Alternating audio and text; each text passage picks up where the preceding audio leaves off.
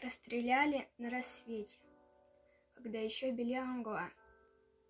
Там были женщины и дети. И эта девочка была. Сперва велели им раздеться, затем спиной к обрыву стать. И вдруг раздался голос детский, наивный, чистый и живой. Чулочки тоже снять мне, дядя? Не упрекая, не броня. Смотрели прямо в душу, глядя.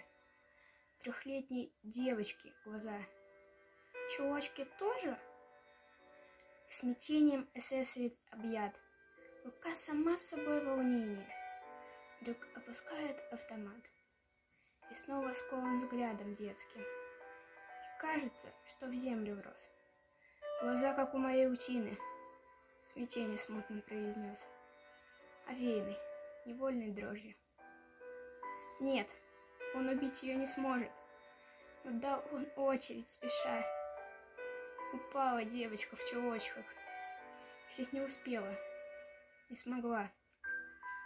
Солдат, солдат, а если б дочка твоя вот здесь бы так легла, и это маленькое сердце пробито пулью твоей. Ты человек не просто немец, ты страшный зверь среди людей. Шагал эсэсовец упрямо, шагал, не поднимая глаз. Впервые, может, эта дума сознание отравленным зажглась. И снова взгляд светился детский, и снова слышится опять. И не забудется навеки. Чулочки, дядя, тоже снять?